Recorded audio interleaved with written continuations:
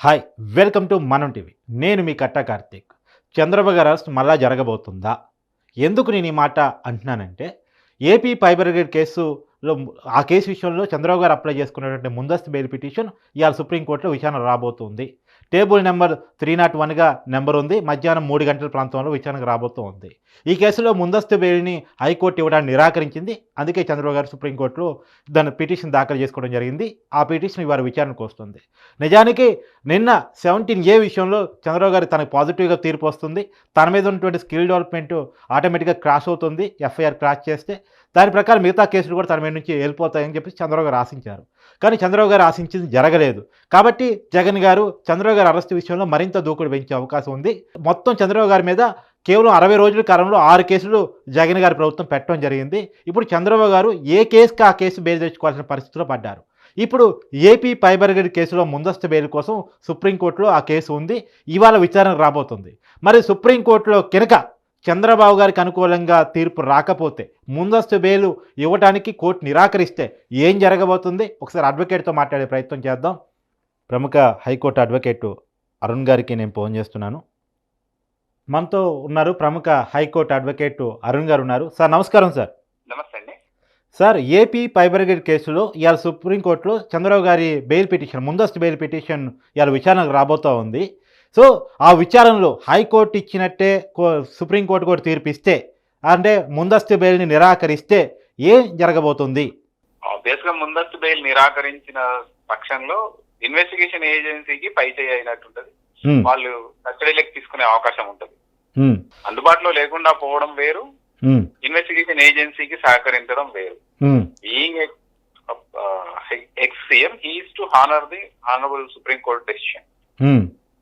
అంటే చెప్పండి చెప్పండి. బోనఫైడ్ నేచర్ యాంటిసిపేటరీ బెయిల్ అనడం, బెయిల్ ఫైల్ చేయడం అనేది నేను ఇన్వెస్టిగేషన్ ఏజెన్సీకి సహకరిస్తాను అని ముందుకు రావడం అన్నమాట. యాక్చువల్ గా దాన్ని కన్సిడర్ చేసే అవకాశాలే ఉంటాయి, ఎక్కువగా ఉంటాయి. ఎందుకంటే నెంబర్ ఆఫ్ కేసెస్ ఉన్నాయి అన్న ఉద్దేశంతో ఆంధ్రప్రదేశ్ హైకోర్టు తోసిపుచ్చి ఉండవచ్చు. ముందస్తు బెయిల్ రావడానికి అవకాశం ఉంది.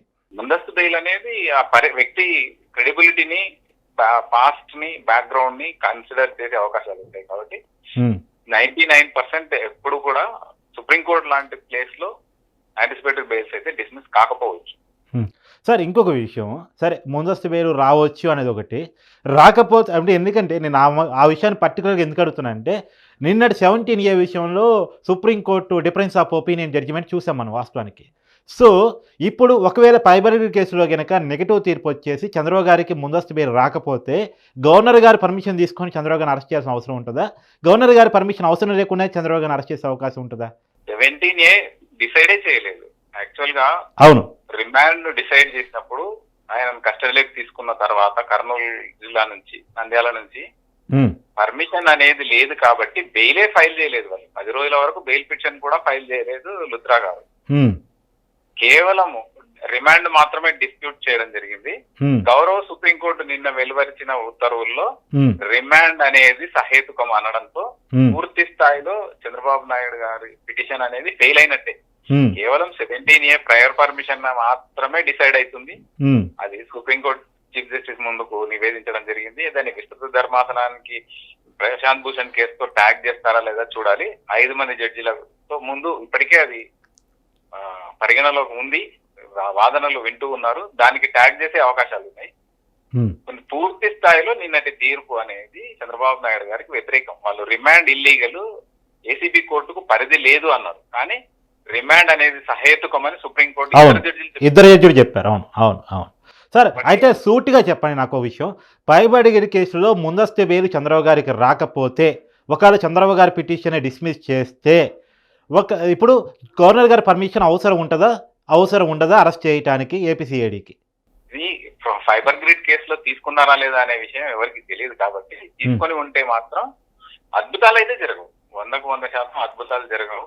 ఇన్వెస్టిగేషన్ ఏజెన్సీ హెలికాప్టర్ లో వెళ్ళి ఆయన అరెస్ట్ చేసే అవకాశాలు అయితే లేవు. కాబట్టి పద్ధతి ప్రకారం వెళ్తారు. మాజీ ముఖ్యమంత్రి కాబట్టి అంటే గవర్నర్ గారి పర్మిషన్ తీసుకుని అరెస్ట్ చేస్తారా, తీసుకోకుండా అరెస్ట్ చేస్తారా? మనం చెప్పలేం కదా. ఇప్పుడు ఇన్వెస్టిగేషన్ ఏజెన్సీ అంటే అవసరం ఉందా అని, ఆ నీడ్ ఉందా అని, ఇప్పుడు ఆ నీడ్ ఉందా అని అవసరం లేదు. అది పర్మిషన్ అడిగి ఉంటే చాలు. పర్మిషన్ మ్యాండేటరీ కూడా కాదు. యాక్ట్ చెప్పింది గత 4 నెలలుగా కోర్టుల ముందు నలుగుతున్న విషయాలలో స్పష్టంగా ఏంటంటే అప్లై చేస్తే చాలు, ఇన్ఫర్మేషన్ ఇస్తే చాలు, అంతవరకు మాత్రమే. ఇన్ఫర్మేషన్ ఇచ్చి ఉండవచ్చు కాబట్టి ప్రొసీడ్ అయ్యే అవకాశాలు ఉన్నాయి, కస్టడీలోకి తీసుకునే అవకాశాలు ఉన్నాయి. కాకపోతే జరగకపోవచ్చు అని నేను అనుకుంటున్నాను. ఎందుకంటే ఇప్పటికే దాదాపు 3-4 కేసుల్లో రెగ్యులర్ బెయిల్ కూడా రావడం జరిగింది.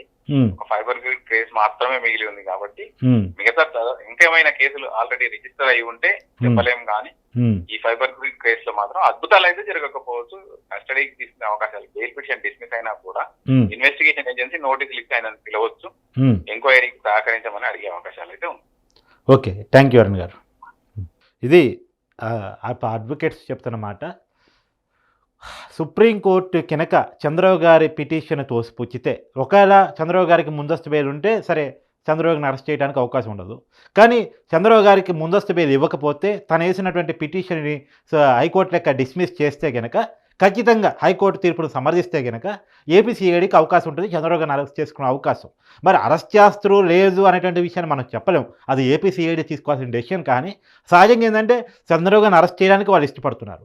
చంద్రబాబు గారికి స్కిల్ డెవలప్మెంట్ కేసులో వచ్చిన బెయిల్ని కూడా క్యాన్సిల్ చేయాలని చెప్పేసి సుప్రీంకోర్టులో కేసేశారంటే చంద్రబాబు గారిని ఎట్టి పరిస్థితుల్లో అరెస్ట్ చేయాలనేటువంటి ఆలోచనతోనే ఏపీసీఐడి ఉన్నట్టు మనకు అనిపిస్తుంది. కాబట్టి అంటే వాళ్ళ ఆలోచన అలా ఉంది అనేది మనకు అర్థమవుతుంది. కాబట్టి చంద్రబాబు గారిని అరెస్ట్ చేయడానికి వాళ్ళకు ఉన్నటువంటి అవకాశాలను ఎట్టి పరిస్థితుల్లో వదులుకోవడానికి వాళ్ళు ఇష్టపడరు. కాబట్టి చంద్రబాబు గారిని అరెస్ట్ చేయడానికి అవకాశం ఎక్కువ ఉంది.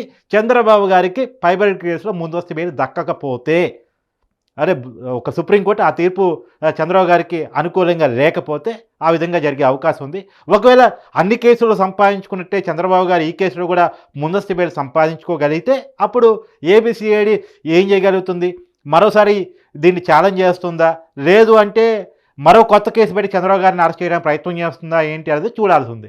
వాస్తవానికి నిన్న చంద్రబాబు గారి విషయంలో వచ్చిన తీర్పులు కూడా నిజానికి చంద్రబాబు గారికి నెగిటివ్గానే వచ్చాయి అనేది నిజం. కాబట్టి సో మరి ఏం జరగబోతుంది, ఏపీసీఐడి స్టెప్స్ ఎలా ఉంటే, కాకపోతే ఏ స్టెప్స్ అయినా ఏపీ ప్రభుత్వం పొలిటికల్గా గతంలో స్కిల్ డెవలప్మెంట్ కేసులో కేసు అయితే పెట్టగలిగింది, కానీ సాక్ష్యాలు చూపించడంలో ఫెయిల్ అయింది అనేటువంటిది సాక్షాత్తు హైకోర్టు జడ్జి గారు చెప్పారు. కాబట్టి సో సాక్ష్యాలు లేకుండా అరెస్ట్ చేస్తే ప్రజల్లో చులకన భావం అయ్యే అవకాశం ఉంది. కాబట్టి మళ్ళీ ఇప్పుడు చంద్రబాబు గారు అరెస్ట్ చేసి చంద్రబాబు గారి సింపతిని గెయిన్ చేసుకోవడానికి జగన్ గారు అవకాశం ఇస్తారా, లేదా పొలిటికల్గా లాభ నష్టాలు చూసుకున్న తర్వాతే ఏపీ ప్రభుత్వం స్టెప్స్ ఉంటాయి. కాబట్టి ఏం జరగబోతుంది అనేది చూడాల్సినటువంటి అవసరం అయితే కనపడుతూ ఉంది.